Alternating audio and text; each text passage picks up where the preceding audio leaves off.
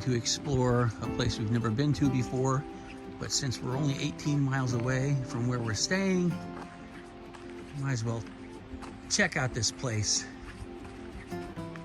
the Salmon River Falls, and we'll go down via the Falls Trail, which looks pretty gnarly and pretty steep, but there's a heck of a great looking pool of water right below the falls there, and the season just opened. We're only in the second day of May when we're filming this, so good chances are it hasn't been hogged out or tapped out yet. Who knows what could be in there? So it's worth the descent to go down and check it out. Come along. And as soon as the trail gives way to the first overlook, you get this amazing view of this waterfall, which is 110 feet from the top where the water pours out of the Salmon River to the bottom where we saw a pool and it looked fishable. Okay, lads, you lead the way. Go ahead. Yeah, good. If you trip and fall, I'll know not to step at that same spot. There's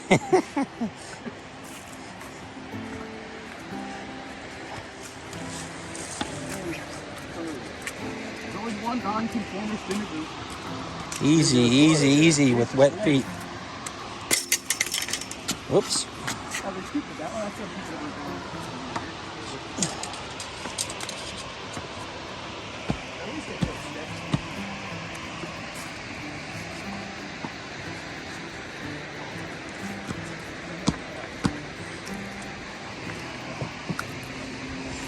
Oh yeah, this is, these are steps? Okay.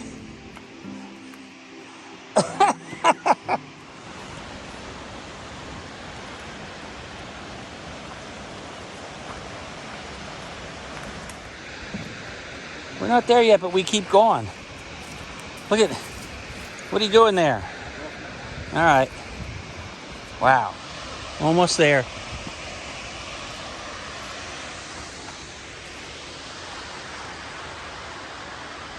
Oh, oh, Steve's coming down.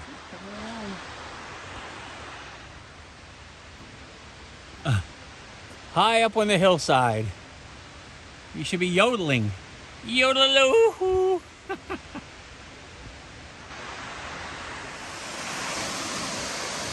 Almost there.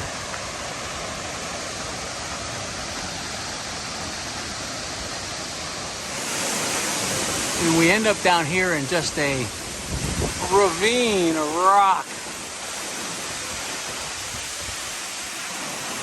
3 points of water overflow flowing from the Salmon River down into this pool that we're going to try and fish. Look at that scenery. Whoa, great.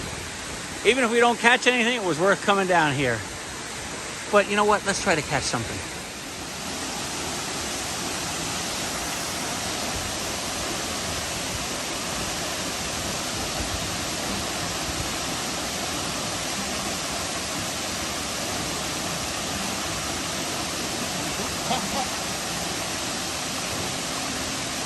Oh, fish on! A walleye that's on here. Let's see.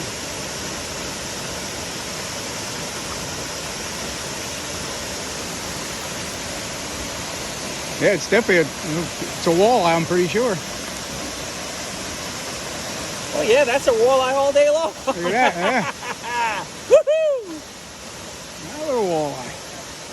Segmented silver and black minnow. You know, like those minnows we saw swimming around, that alewife, whatever you want to call it. I don't have my tools to take this off there. That's the only thing. Yeah, I had a tool, it was put in my pocket, and for some reason I left it up there. Okay, let's get a safe release here. And there you go. There he goes.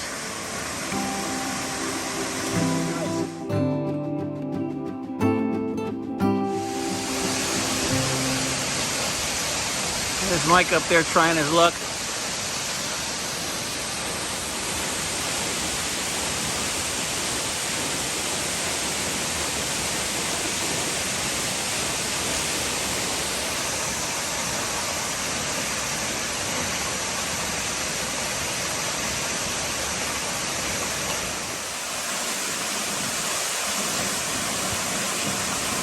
Hello, you got him? Is he hooked up?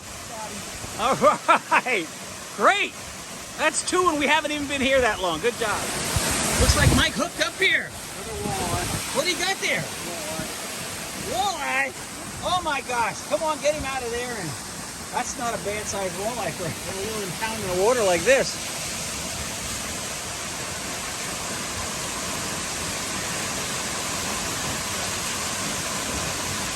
I'll put that pin on. There you go. What a gift that was, huh? Yeah, that was fun. Worth walking down here. Absolutely. Find a little walleye pond. Okay, you gonna let him go? Yep. All right, let's get a nice release. There he goes. There he goes.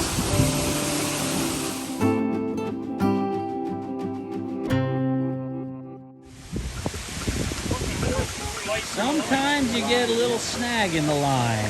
That can be a little frustrating.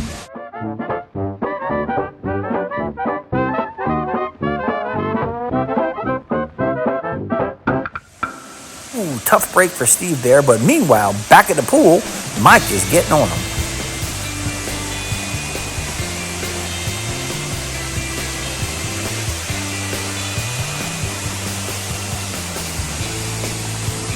What a crazy place to fish. Woo! Give you a little vertigo.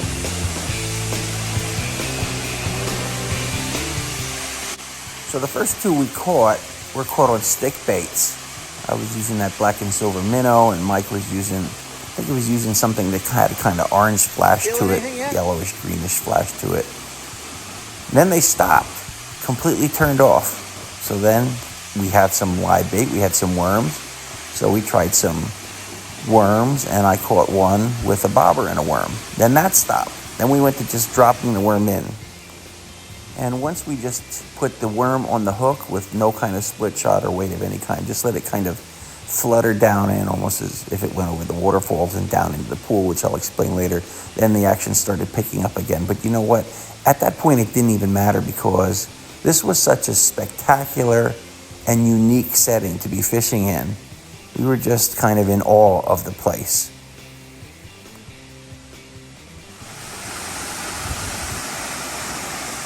Put a live worm on it and let it drop to the bottom without the float.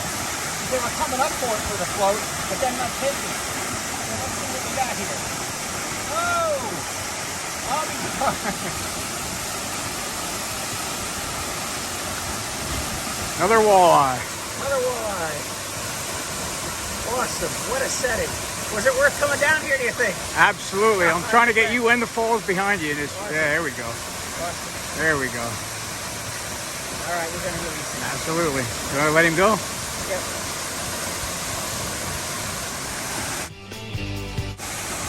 We're going to let him go.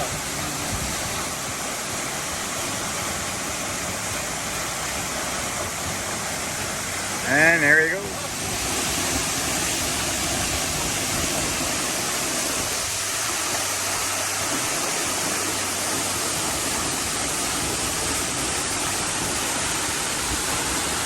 Holy cow.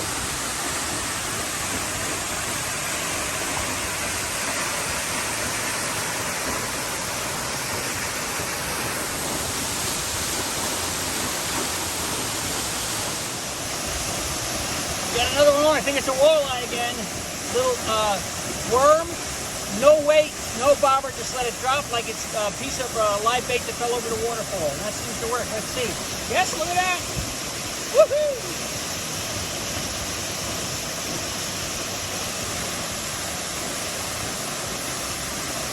By the way, walleye have teeth. Yeah, they do. Let's see if we can get this out of here. Yeah, no problem. Get the rod, put the rod.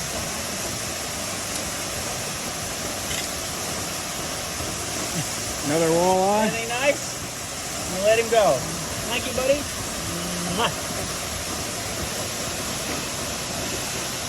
And there he goes. There he goes. Nice hole right here. And as the sun sets, you can see Mike and I are the last ones down here in the ravine. But hey, you know, we were catching fish, so that's the way it goes. It's only about 6:30. We still have another hour and a half of sunlight. We'll make it up there in time. I'm really not looking forward to climbing up there, but That's the way it goes. Up the goat path and back to civilization. It's like climbing the stairway to heaven. All the way up. And after all of that exciting fishing and that strenuous hiking, it's time to go out and find a roadside food stand. You gotta eat at places that look fun and inviting along the way. So we thought we'd stop at the Pond Pit because we got a good recommendation from our fishing guide. So let's take a walk into the Pond Pit and see how it looks here. I'm kind of hungry now. But wait, as soon as we go in, there's live music there. This is great. Lunchtime live music. This is certainly up my alley. I was really into this.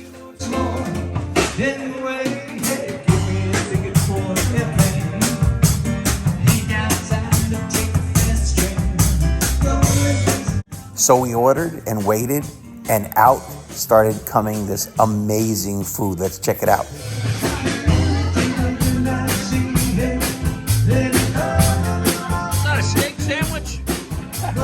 It's a brisket. A brisket sandwich. Onions and peppers and cheese. Look at that thing. Wow.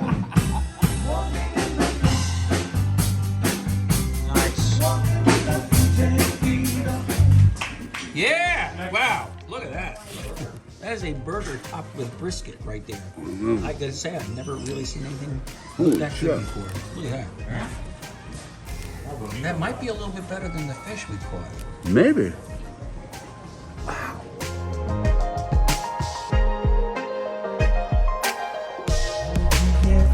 So when they blink, you're ready? Is that yours?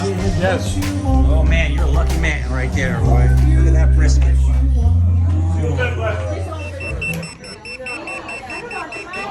Ooh, mine's ready. And here's mine. A little pulled pork, mac and cheese, beans, a couple different kind of hot sauces. While Sweet Caroline's being played by a live band. How can you beat that? That's a good day out after fishing. Come on. And of course, being that it's me, this was inevitable. Live music. The guys had just played a Beatles song. I was harmonizing and singing at the table. And then that gentleman on the keyboard called me over. Hey, the guy in the black and white shirt, come on over and sing this one with us. So, you know, I'm not gonna not do that. No beer needed. No other encouragement needed. Just a great time in the afternoon after an amazing morning of fishing in a magical spot that I've never been to before and may never get to again. That's the fun of road trips.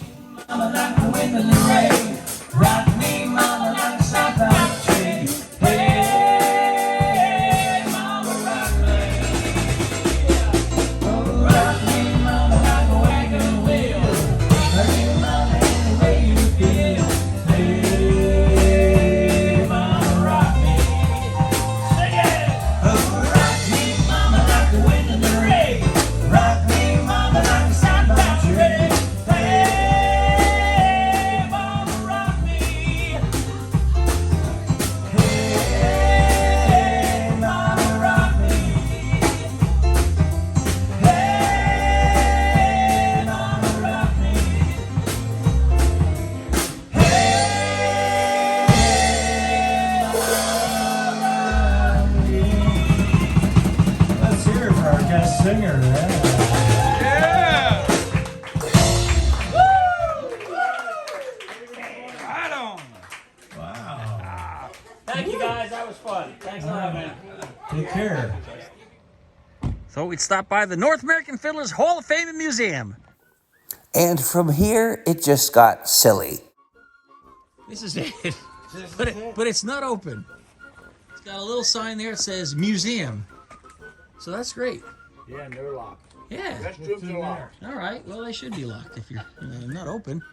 All right. Well, too bad. We can't see what's in the Fiddlers Museum, but... There's a fiddle in here, pictures on the wall. Are you kidding me? Is there a fiddle in the Fiddlers Museum?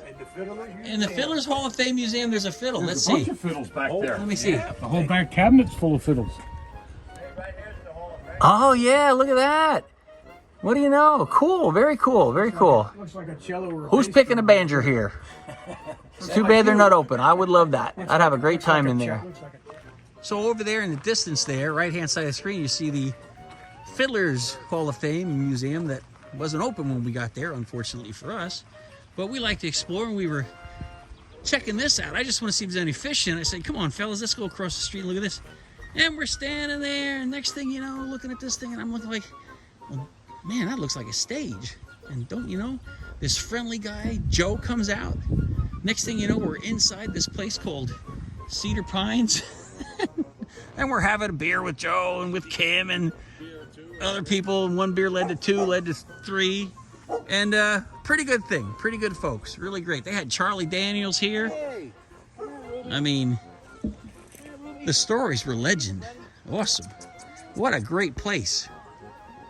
So if you ever get to stop by here for sure. Cedar Pine Campground. And then after the Fiddle Museum wasn't open, we stopped off here at the Banjo Hall of Fame.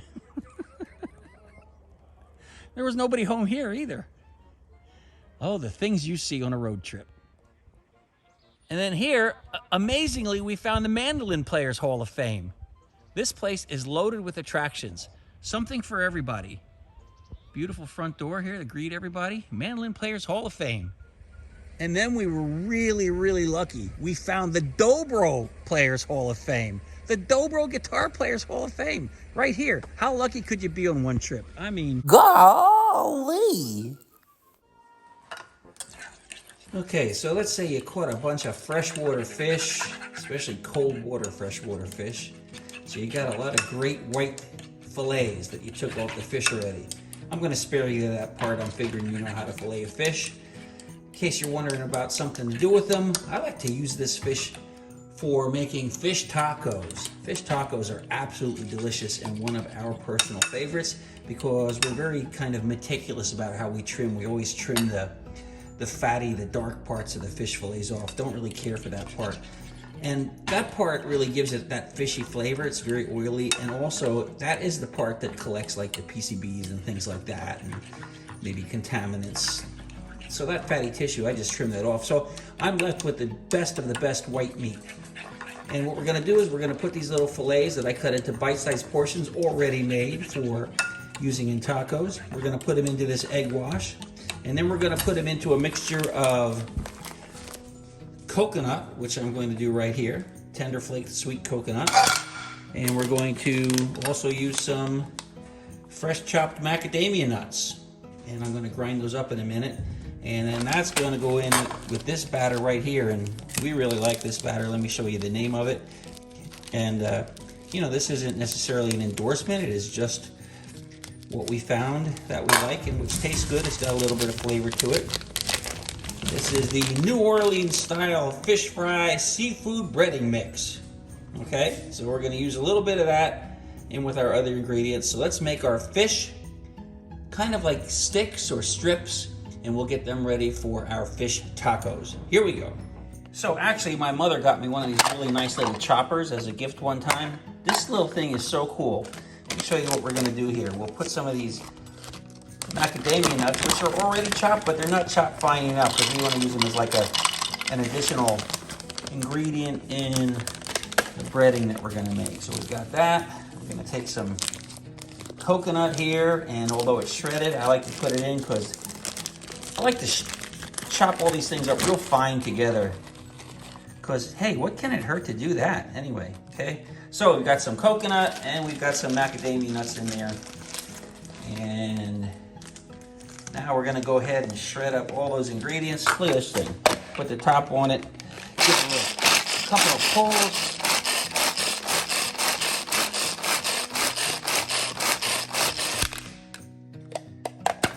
Take that off. Put that in. Look at what you end up with here. Gorgeous, huh? So we're gonna put that in this plate here. Okay. And with that, we're going to add some of our New Orleans style fish fry seafood breading mix. Just a little bit. Don't need much. Okay.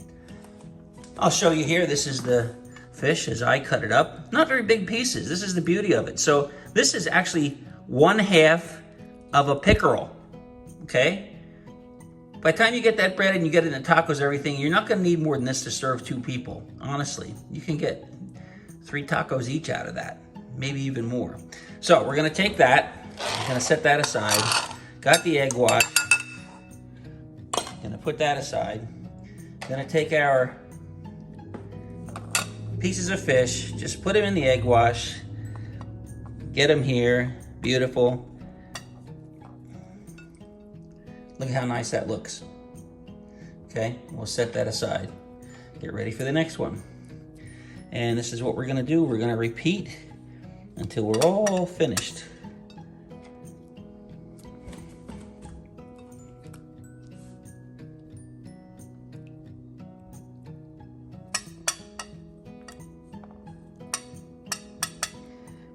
You just can't beat it. I mean, it already looks good before you even put it in your mouth.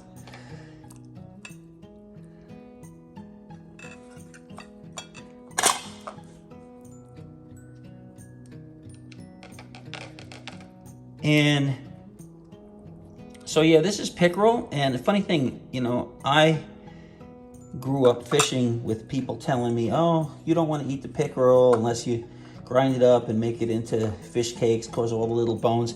But you know, I had one of the guides up there in the Great Lakes, Lake Ontario, Henderson Harbor, show me exactly how to fillet it,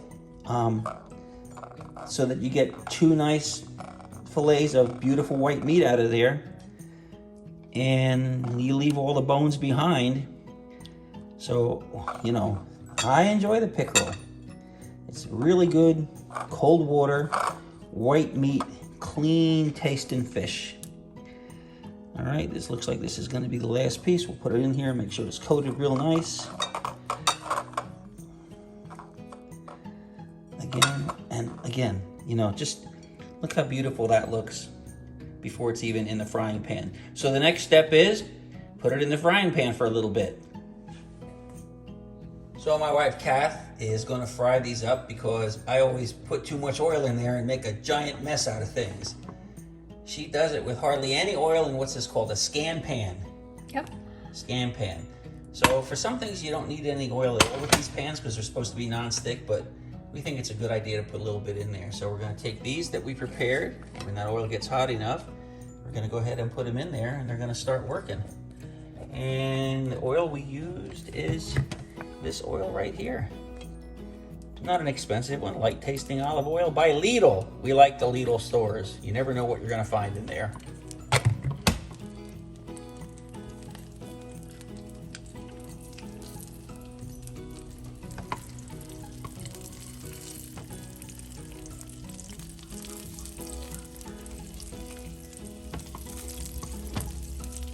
Got them working. And we'll just do these till they're lightly brown. And yeah, last time I forgot to use this thing too, and I made a super mess. Guys, little hint here. If you don't want to actually do the cooking, just make a super mess, and then you know your wife will be happy to do the cooking next time. All right, so we take the cover off, we check them. Yeah, we want a light fry like that. By the time you get that on both sides, the fish is done because you cut these into nice little fish strips. Which is, like I said, the way I do it, so I get all of the best white meat and don't keep any of that, I think, not great tasting dark meat.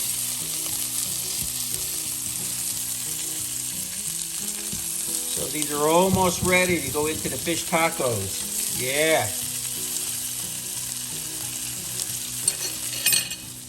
We've tried a lot of different taco shells with our tacos, but for fish tacos, we like these the best because, see, they're kind of flat in the bottom, so you can lay that fish strip that I made right in there, and then you can pile on whatever you want to pile on top of it. There's plenty of room, and boy, that makes for some good eating. And we're almost ready. Almost there. How are they looking? Good, good. Some of the thicker ones I'm just going to put on its side. Just to make sure. Well, you know, you can always do the fork thing. Just see if you can cut it with a fork. Just to get it, Yeah. Okay. So yeah, when in doubt, what I do is, you know, I just put a fork down on it.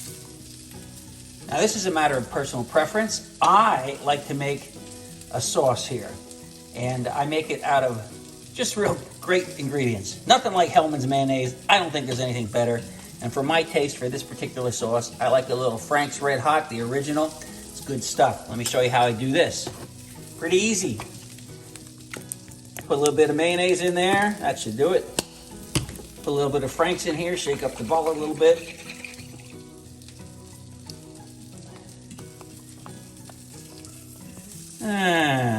Because more is always better. Let's put a little more in there. Okay, awesome, great, fantastic. Now we'll go ahead and stir this up a little bit. Oh, I almost forgot the key ingredient. Kat, can you hand me the lemon juice, please, while I stir this? Lemon juice, when you put it in here, really, it makes the final flavor fantastic. Okay, so we're gonna put a little lemon juice in there. Yeah. And at first it'll look like it's curdling your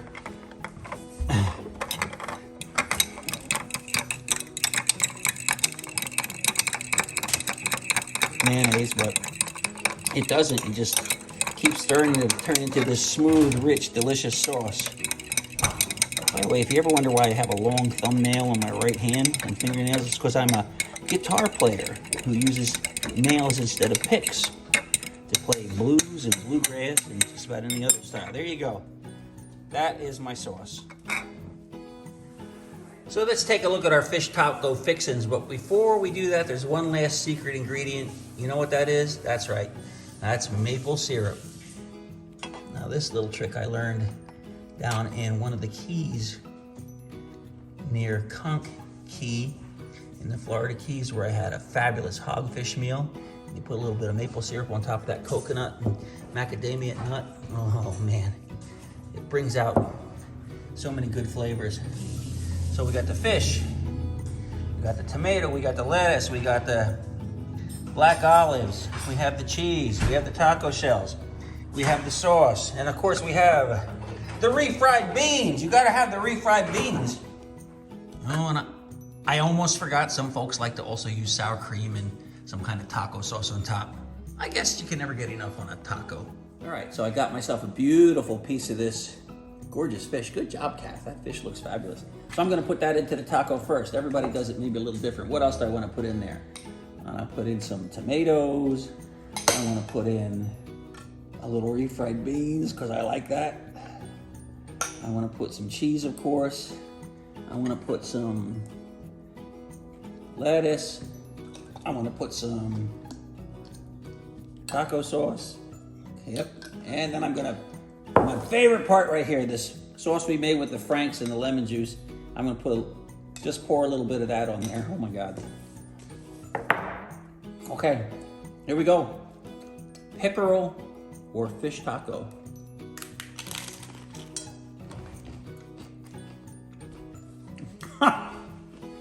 Oh man. That's fabulous. For anybody that ever says, oh, I don't know about fish, I don't like the way it tastes, and blah, blah, blah, do it like we said here. Trim off all that dark meat. You don't want that unless you really like it. That's your thing. Make it into fish tacos, bite size. One fish goes a long way. It's a fabulous meal. And life is good.